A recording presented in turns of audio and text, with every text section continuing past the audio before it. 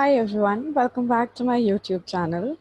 So if I talk about the RE framework playlist, which I've been posting till now, so we have covered each stage in detail, the init state, the get transaction data, the process transaction data, and end process. So all what happens in that stage, the transitions and everything that one has to take care while we are in that stage, or you can say the best practices. Now in this video, we're going to combine all the four stages and create our first RE framework project. So stay with me all throughout the video, and it's even better if you keep creating it along with me. And if you have any queries, post it in the comment section below, or if you want me to make more videos covering the RE framework project, then also comment in the comment section below and I'll take that up. So this is the, you could say, the home page or the start page, from wherein we select the type of process or the template which we want to use. And because we are creating the RE framework project, or using RE framework, we are creating a project. So we'll be selecting Robotics Enterprise Framework. So let's select it.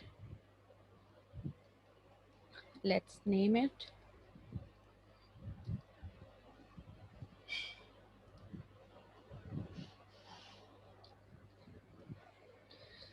So now we'll be seeing that how do we actually make a project in RE framework. We'll be picking up the same use case using which I've explained you each stage, and now we'll see that how to build that actually from the scratch. So there is this application of UiPath, and we'll be entering all those details, cash in, cash out, and all those details, and then how to make the transaction item, how to use them in process transaction, how to go to end process state, and all those we'll be covering today in this video. So let's open our main.xaml.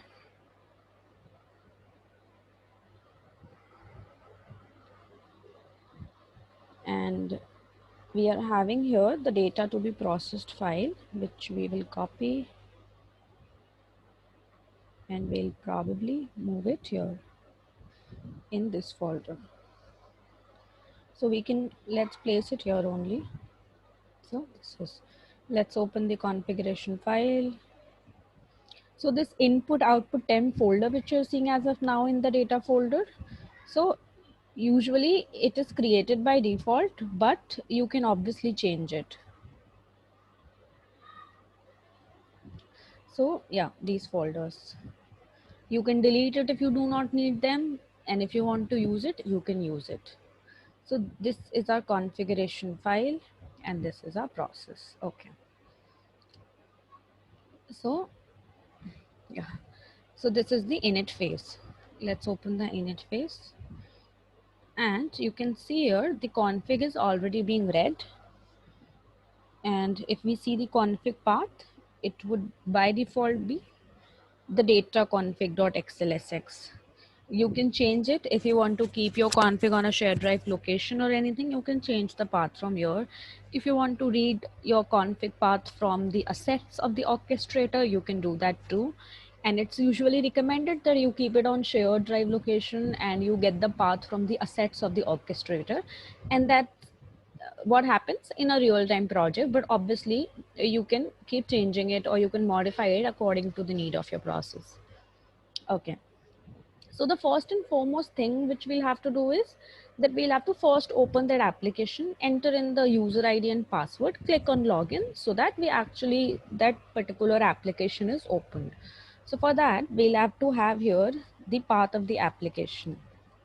So let's name it, and obviously make a note of this, that you must always have or give meaningful names to your key in the config, to all your variables, to all your arguments. So application path. So I've already copied the application path here. So let's just place the value here. Let's copy the key, or let's first see. Okay. So in this init all settings, our config is getting read. Talking about the orchestrator queue name is specified, we actually do not need it because we are not using queues in this particular process. So let's delete it. Do not keep any unused code in your process or in your project. that's not a practice. You should not keep any unused code or any unused variables, just delete them. Okay, coming to the kill all process.xaml. So let's open it. Let's get kill process from here, or let me check if I can get kill multiple process. So from connect, you can get an activity, kill multiple process.activities, and you can directly kill it. So that's one of the custom activities I have published in Connect. And yeah, it's already tested. You won't get any error using this particular thing. And I'll show you what is the benefit. Let's make a key here of process to kill.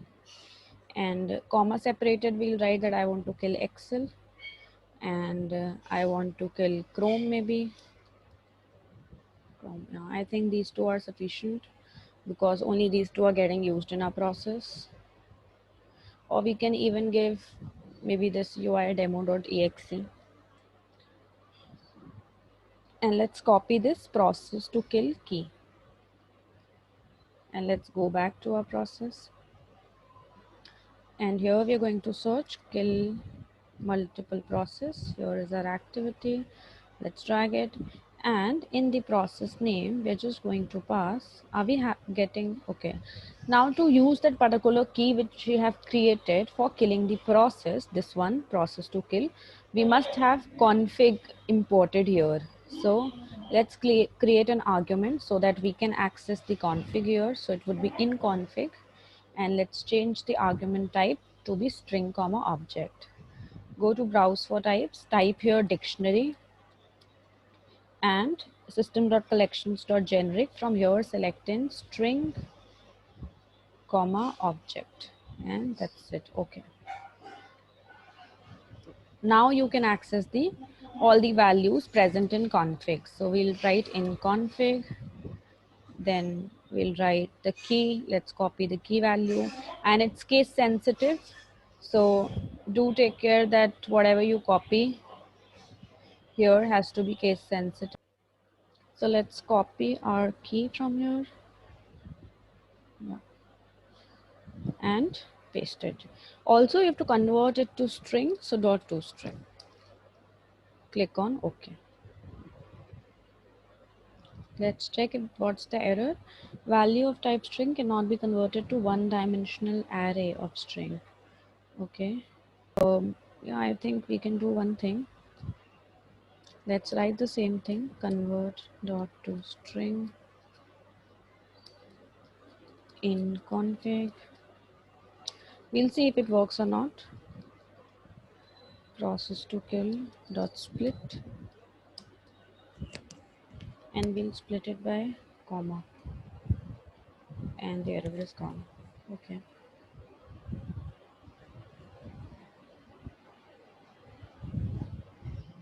Or also I think this can even work, that it's expecting, yeah.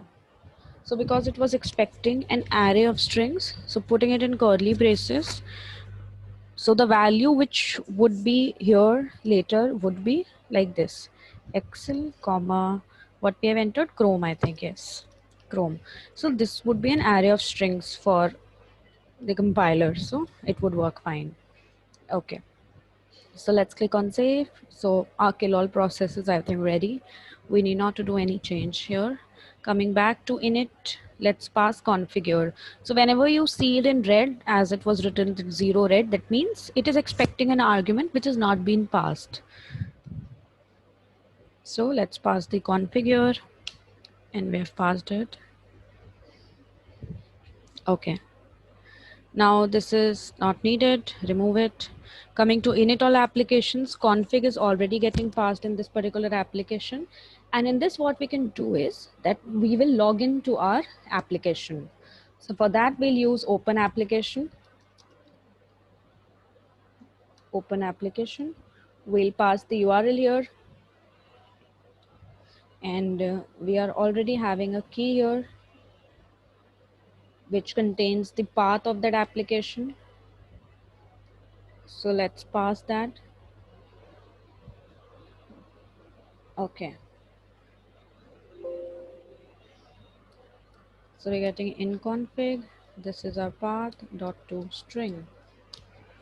Okay, and now what we have to do is that we also have to enter the user ID and password, and it's not recommended that you store the password or you just hard code the password. It has to be stored somewhere, either on your Windows Credential Manager or on your orchestrator. So it has to be stored somewhere. So as of now I've stored it in Windows Credential Manager. Let me just open it to show. And meanwhile, to get the value from the Windows Credential Manager,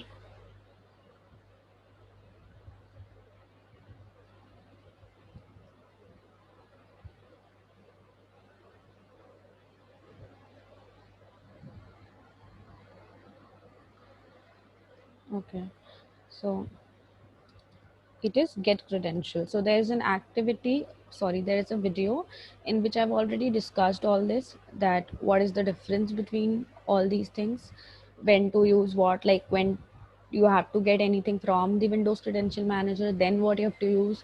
If you have to get anything from the orchestrator, then what you have to use. So I've already discussed all of those things. Manage Windows credential. Let's check the name of the, so you see UI demo here, can you see it? Yeah, so that is for to get the, so this particular, you can say, generic credential stores the user ID and password of the UI demo application. Okay, so it's, let's make a key. We can make a key here. We'll UI demo credential. Okay, and here we'll store the name, and it is case sensitive, so it's all in small. So I'll write UI demo. Now let's copy the key and let's go back.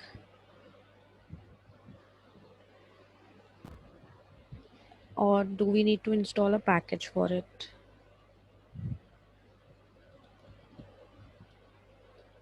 UiPath.credential, yeah, got it here. UiPath.credential.activities, you'll have to install this thing. So let's click on save. And then we'll use get credential of UiPath.credential.activities, which would get in the credentials from the Windows Credential Manager. For orchestrator, it is already that particular package wherein you get the get credential and set credential. All of those activities of orchestrator is by default present. It, because the UI system.activities, UiPath.system.activities, and the automation activities, they are usually by default present. So get, I'm typing it wrong, get credential. So we got this get secure credential. So here we have to pass the target, that is the name, and we'll have to check our credential type is generic and what is our persistence type. So you get it here that it's generic, and if we just check, so persistence type is enterprise. So all these value also you have to take care about, and here we'll be passing this thing, the key which we have just created. Okay, so we'll be typing in the target that in config, here we'll pass the key dot to string. So it all has to be in string, so that's why I'm converting it all in string. And let's create a password. So to create the variable, you have control K, password, and let's create the username,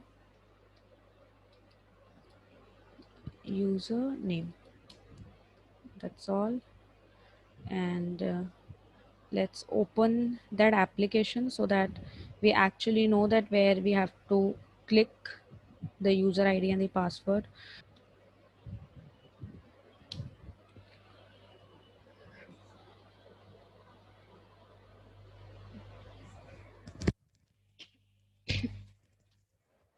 So this is the selector. From this application we'll get the selector. So let's click on indicate Windows on screen.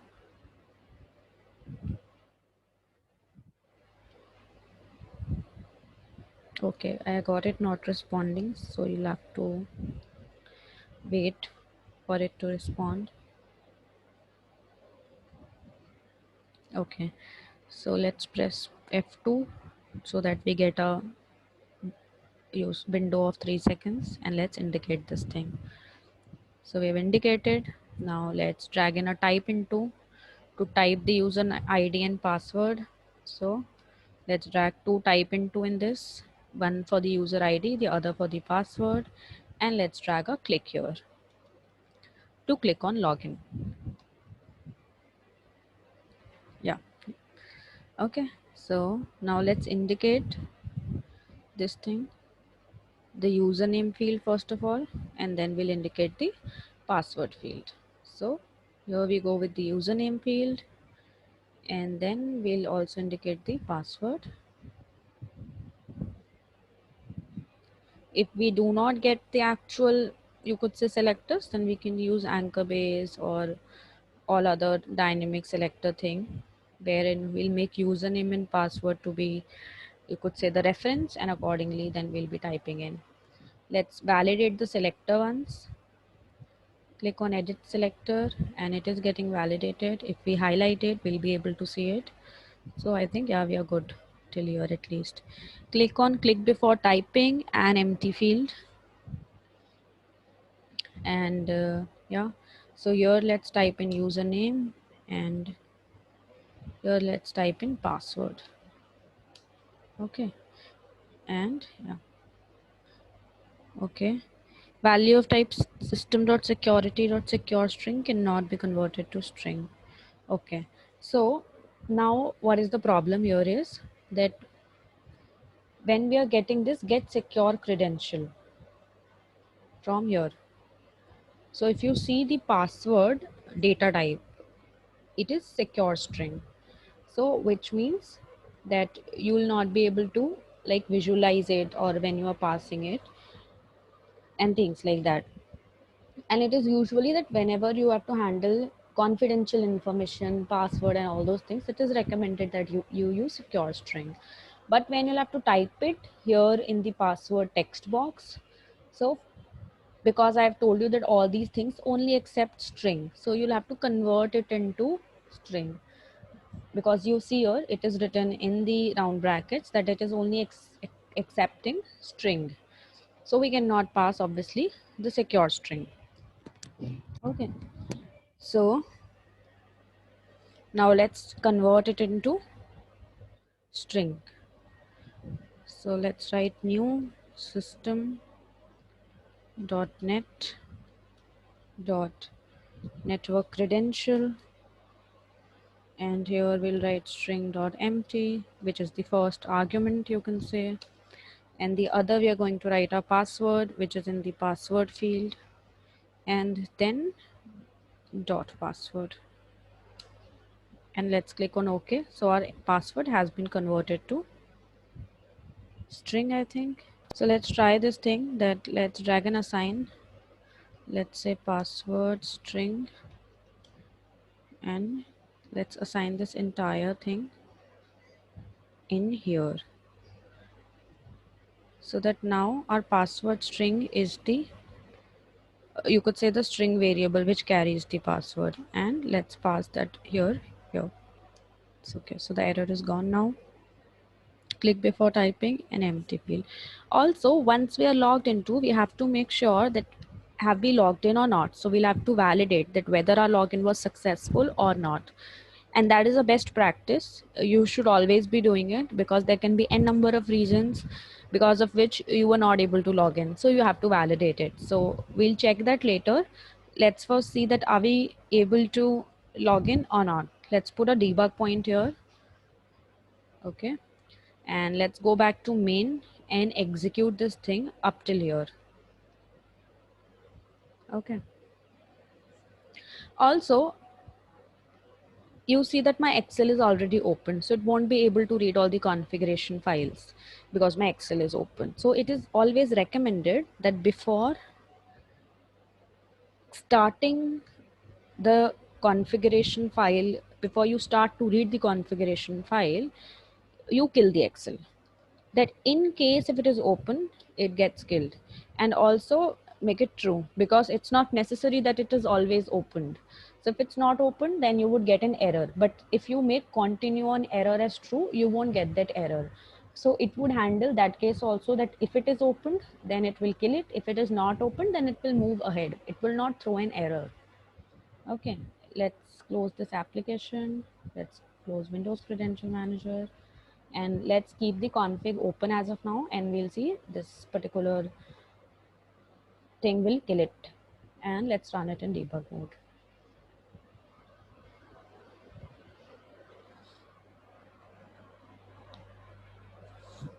Once we are able to successfully log in, then we are going to read our input file, or you could say the data which we actually have to process.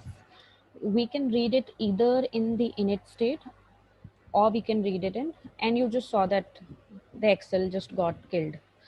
So yeah, I was telling that we can either read it in the init state or in the get transaction data. And I'll step into, so that, okay, so it has clicked on login.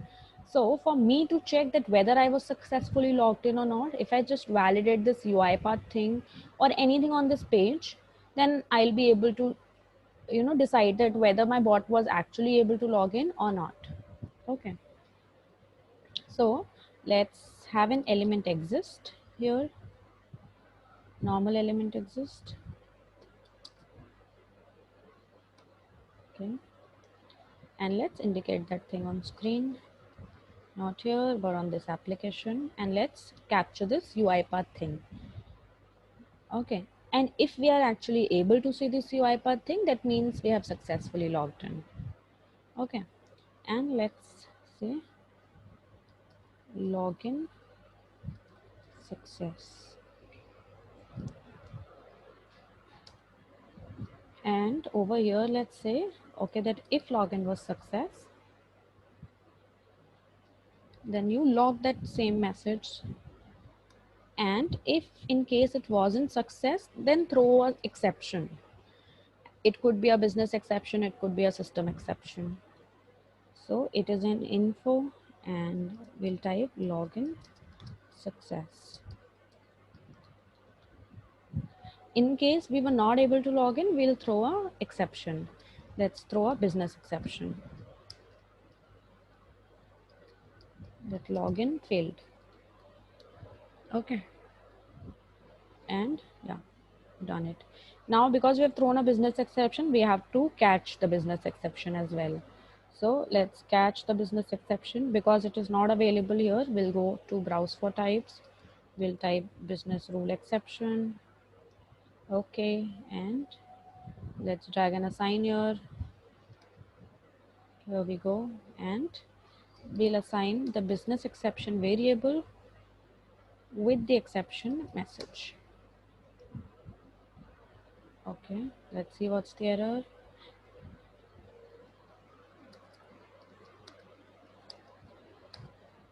Okay, yeah, we're good. Coming back, now here, because we have handled the system exception, that in case of system exception, go to end state. Now in case of business exception also, we have to go to end state. Okay, so if system exception is nothing, okay, why are we going in case of system exception nothing? Let's select the transition and move it. Okay, because all these transitions are sometime overlapped, what I actually do, and I would suggest you people also to do, is that you make this transition move little here there, so that it's very clear. So in case if there is any error in this particular init state, then we end the process. So we are checking if system exception is not nothing, then end the state. Okay, so here we'll say if system exception is not nothing, or business rule exception is also not nothing. So if either of the error is here, then go to end state. Okay, and here we are going to print in. Now see, either you can make a different transition, and it is usually recommended that you make a different transition. Or instead, if you're making it similar here, then write a generic message here, that error and semicolon, and I'll say okay. So you will have to, have a different states, but as for now we can leave it. And or we can do this thing that we print in both the system exception and the business exception. And okay, I'll show what I'm trying to say, otherwise you'll get confused. So I'll drag both the log message, and here I'm saying system exception, this thing, and here I'll say business exception. Okay. Now the problem would be that if there is no system exception and the business exception has caused this particular process to stop, or so, then this particular thing would be empty and you would get a value here. Okay, but yeah, let's not try doing this because that is not the way how we do it. Let's make another transition. It would just take a minute. Okay, and you'll also learn how to make the transitions. So yeah, we've dropped the transition here. Here we'll say business error. And in what case are we going to the end process state? In the case when business exception is not nothing, which means the business exception contains a value in it. So we'll go to end process state and we'll copy this similar message, or we're going to log it. Usually in real-time projects, we trigger a mail from here. Okay. So that it is, the clients are really aware that actually what is the error, why the process got failed. So all over here, instead of system exception, you will be writing business exception. Okay. And you will move to get transaction data only in the case when you are having no system exception and no business exception. Okay. And we will be reading our file, or you could say the data to be processed here in the init state itself. So here I'm going to have a read range, and yeah. Okay. And see, now because on the retry we are coming back to init state, so we cannot read the data again. Okay. So instead of that, what we're going to do, we can read the data here only. So because the config would be read only once, and the data also has to be read only once, so you can keep it here. That will not be a problem. And where are we having the data? Let's check data to be processed here. Let's copy the path of this thing and we'll make a key out of it. So as for now, I am just directly pasting it, but yeah, it is recommended that you make a key out of it and you read it from config. I've already shown you that how you read, how do we actually read from config. So the same thing you can follow to read from the config. And we are going to assign it to transaction data. So now we have read the data and we have logged in, and now we will move to get transaction data. Now in the get transaction data, we'll have to read the just the data table which we have created by reading that Excel file.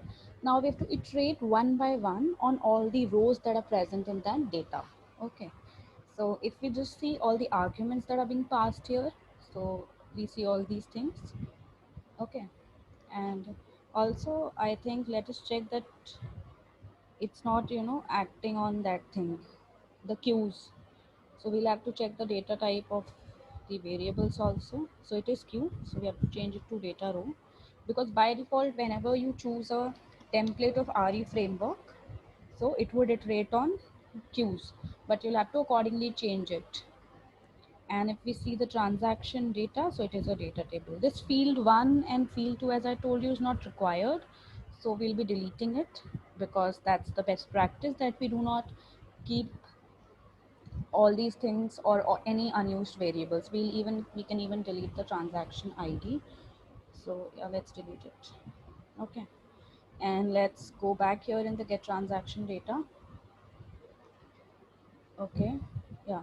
So now you see, because I've changed the data type of transaction item, which was earlier queue item, so I've changed it to data row. So you're getting this error, but this error can easily be resolved, like if you just delete this particular thing and write nothing here.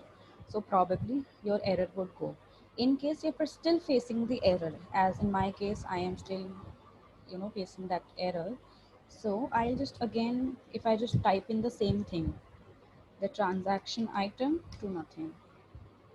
So the error would then be gone. So if I just delete it, so it will all be okay then. Okay. So coming back to the get transaction data, let's just open this get transaction data. Okay. So first of all, let's remove all the unused arguments, you can say. Let's open the arguments pane. So field 1, field 2, ID. Oops, I think I've deleted an extra, you can say, variable probably. Yeah. Okay, so this queue item has to be changed to data row, and I think, yeah, we are now good to go. Now let's delete this thing because it's of no use. Get queue item, because we are not acting on queues, and over here we have to write a condition that we have to keep getting the rows from the data row until it is all finished. So for that, our transaction number, if you see the default value of the transaction number, you could see it's 1. Okay, so let me explain it here. So our transaction number is 1. Okay, and how many rows are we actually having in our data to be processed? Removing the headers, because header is something which we are not going to process, so it's 5. Okay, so data is 5, which means we'll have to read it 1 time, 2 time, 3 time, 4 time, and 5 time, and our that thing would be finished, our data would be finished. So our transaction number starts from 1 and we'll have to read it till 5. So it would be initially 1 is less than equal to 5, then 2 is less than equal to 5, then 3 is less than equal to 5, then 4 is less than equal to 5, and then 5 is less than equal to 5. Then again, if we increment our transaction number, so it would become 6. 6 is less than equal to 5, false. So it means only 5 times our transaction would be performed. Okay, going back to the coding part. So now, because we already have visualized that how actually we have to add, so it's in transaction number is less than equal to IO transaction data dot rows dot count. So we'll have to keep iterating till this particular thing or this particular, you could say, condition is true. And let's drag a assign here, and as and when the transaction number reaches 5, so that would mean that we'll have to stop the process, which means we will assign our transaction item as nothing. And if it's true, then we'll have to iterate the value, or we have to get the value. So it would be IO transaction data dot rows,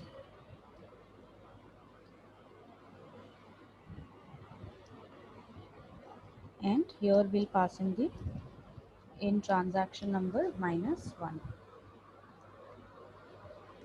And yes, so we save it. You can see this orange indicates that there has been a change in argument. If I just open it, so all the arguments that I previously deleted would now not be present here. So in the transaction item, I'll capture that thing in my global variable transaction item, and yes, that's it. Okay. We are still able to see some error, so the error is here. So here also you will have to do the same thing, because we have changed the data type, you could say, of transaction item. If we just type in the same thing again, our error would then be gone. So nothing. Yeah, and let's remove this. Okay, so if it's a stop signal, then we are assigning transaction item is equal to nothing. If there is any error in get transaction data, then we are assigning it as nothing. If the data has been consumed, all the data, then we are assigning it as nothing. Coming back to main. So in that case, if it is nothing, we are moving to the end process state. Now coming to the business logic part, or you could say the logic part of the process, which is the process transaction. Okay, so first of all, here we'll have to change the type because we have changed it all to queue. So similar thing, we would have to do it here also. Let's go to the process.xaml, and in here, what are we going to do is we'll change the data type to data row. And here we'll be typing in the values. So let's drag a type into for the first field, the type into for the second, the type into for the third, and then a click. Okay, let's open the application. This is where we'll have to type in the values. So the first thing is cash in, so here. Then the next one is honest check here. The third one is do validate the selectors once you have indicated. As of now, because this is a dummy application and also a static one, so I am skipping that part of validating each selector, but I would still say that you must validate it. So if I just open UI Explorer, I would be able to validate each selectors and see all the attributes and properties of all the selectors available on the application. Here what I have to write, because I'm getting an in transaction item. So if I go to dot item, I'll have to pass the column index as integer, or in the double quotes, I can write the column name. So I'll write the integer. So the first one would be the cash in. 0 indicates the first index, which would be the cash in. Similarly, here I'll type in 1, the next one, and here I'll type in the last one, which is 2. And I'll also show that how you should be validating it. So if I go to cache in, and if I just maximize this thing, so here you are not getting a lot of attributes. It's because it's a static application and this thing would just work, but this is how you should actually validate using UI Explorer. And talking about 0 1 2, so this is the 0th column, this is the 1, this is the 2. Here we'll be adding another row, which would be of status column, you could say. So let's add it, and here we'll be typing in the status in case of its success. Okay, so we have added everything. We'll have to click on accept. That also we have done. So let's go back to main. There is an error. Here we have to pass in the transaction item again because we have changed the data type, and now the error is gone. Okay. Now let's go back to the set transaction status. Here also we are getting the error, and it's all because transaction item would be a queue item here also, which we'll have to change. So let's first change that thing. Let's change it to data row. Let's remove all these things because we have removed it from uh, the get transaction data as well. Let's click on close. Okay, and let's see what is the error here. So this is if transaction item is a queue item, it's the case of that. So let's just simply delete it. Let's delete this also. And here what we can do is we can write the status, but we can even write the status in the, you could say that thing, the transition part. I'll show where you can write it. So if you want to write it here, so what we can do is we'll pick up a right cell of workbook. So the path would be same, the data to be processed. Let's copy the path. We can obviously store it in config, and it is recommended that you store it in config as I've shown earlier. Here, what is this? So the status is success. And now the cell part. So the cell would be that the column would always be D, and then this thing would keep on varying. Okay, so let's keep the column as D. Okay, the other thing which would keep on varying is you can guess it to be a transaction number, because your transaction number, you are incrementing it, so you can utilize it here also. So in transaction number, we're not getting the transaction number here, we are getting it. Okay, and also there's one more thing, that if you talk about the data table, or you could say your counter and the data table counter or the Excel counter, there's a difference of 2 between those two. So just to check it, we'll keep it 2 as of now, and we'll see if it does not work well. Okay, so you'll add 2 here, and you'll say dot toString, or I think the 1 would work, because our default value is not 2, instead our default value is 1. And let's also right line this thing, so that if there is any error, or if we are not calculating it right, then we would check what is the value, and accordingly we can then modify it. Okay, so I've copied it here also.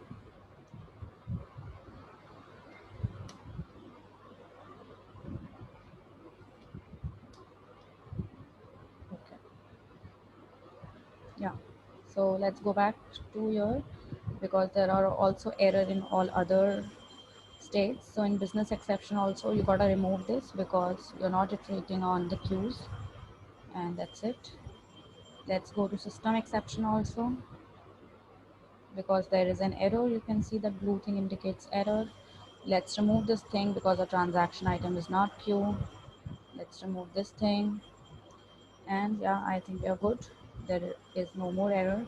Now instead of this close all application, because you have closed everything in kill all process, so let's just drag that thing, and we will just pass in our config argument.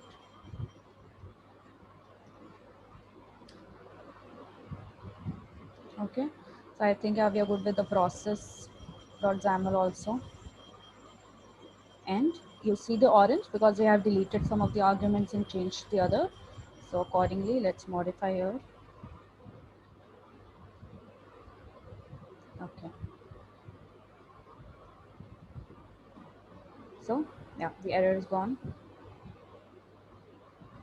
Now in case of no data, we'll go back to end process state, where we are closing all the application.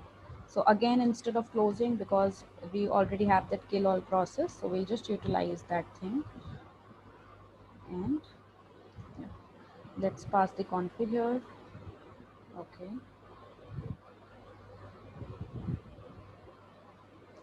now I was talking that we have written success here in this particular state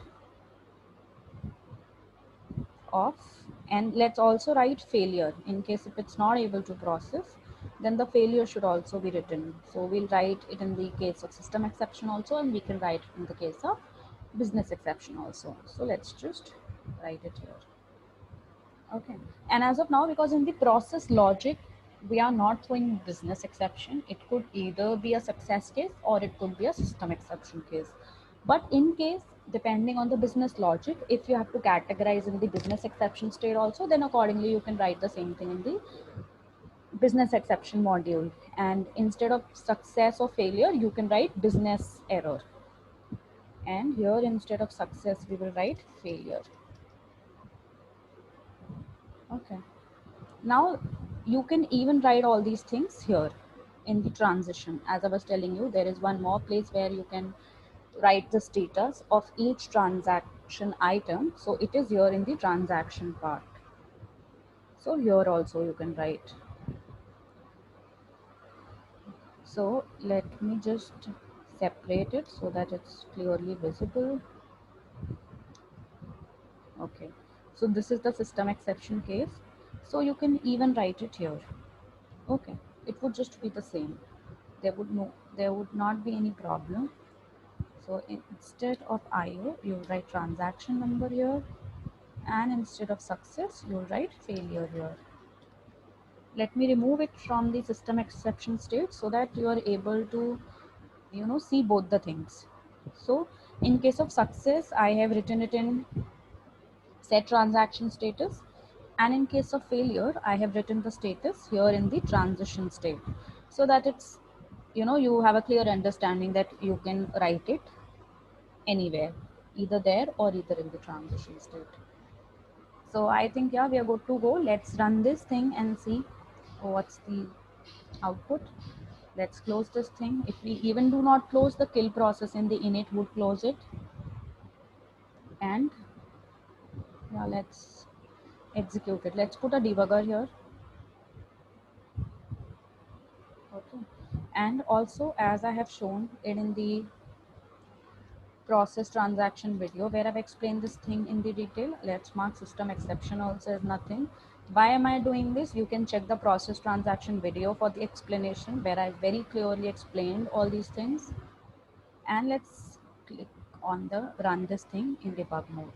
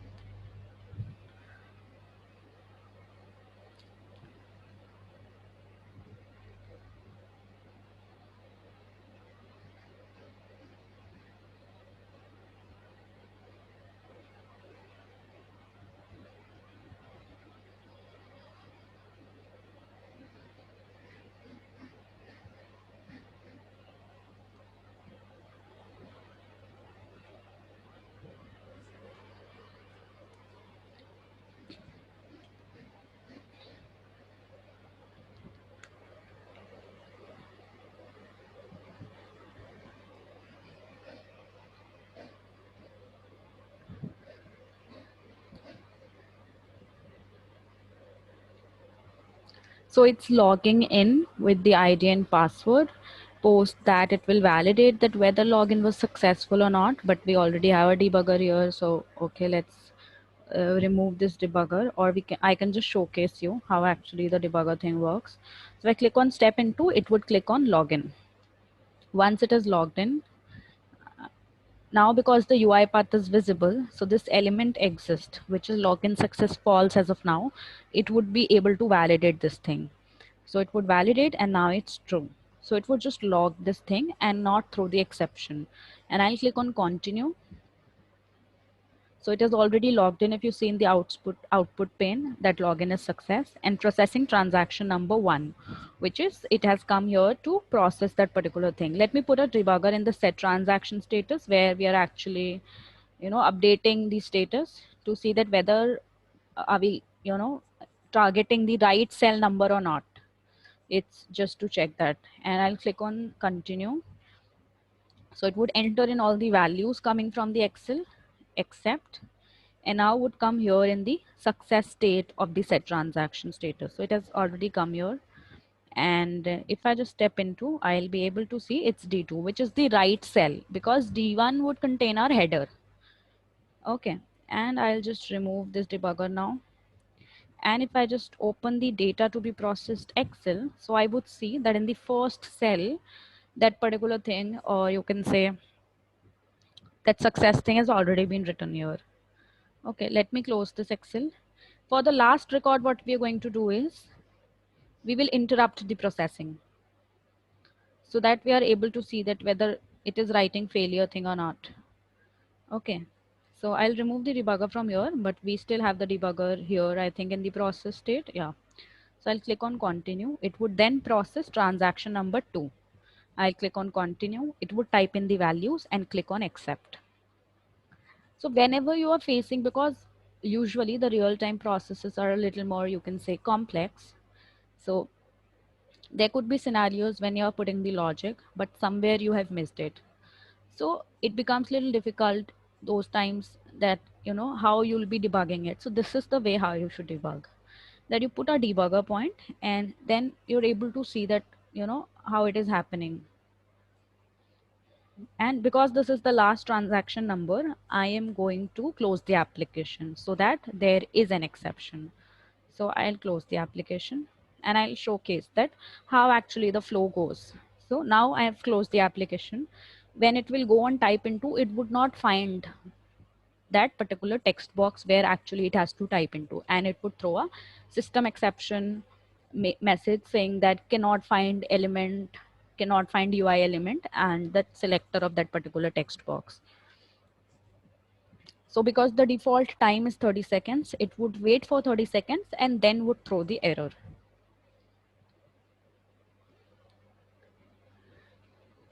And also in case of system exception, we have applied the, retry logic. So it would retry. So I'll click on continue. It would get out of this thing. And from here, it would go directly in catch. Okay. I actually, did clicked on continue. Instead, I'll press step into and showcase you. So it has come out of the set transaction status. It has saved the screenshot. Now it is killing the process and would retry now. So would get out of this process transaction state, and it has now come to this particular, you could say, system exception is not nothing in this transition, and it would now write failure. Okay.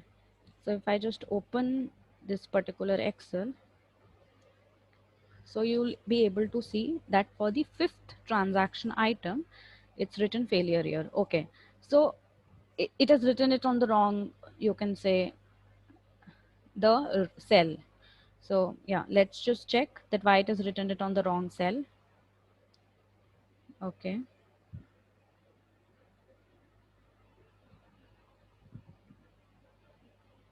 Okay, so I got it that why it is written on wrong cell. So our transaction number was 5 and now we have incremented it to 6. So it has written it on the wrong cell. Instead, we shouldn't be doing this.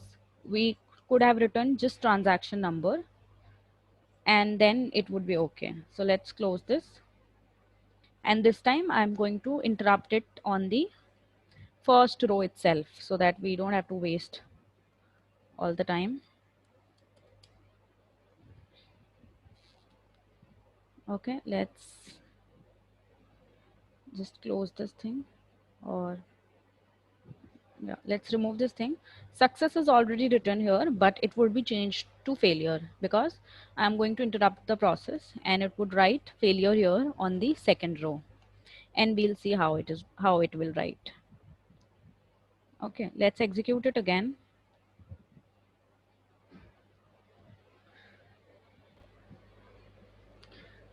It is logging into the system, and let me click on continue, and it would then come on to the process transaction, wherein I am going to close this thing and again click on continue. It would wait for 30 seconds. Oh, I did close it. Okay, maybe I've missed closing it. Okay, let the second transaction come and then I will close this thing and I'll click on continue.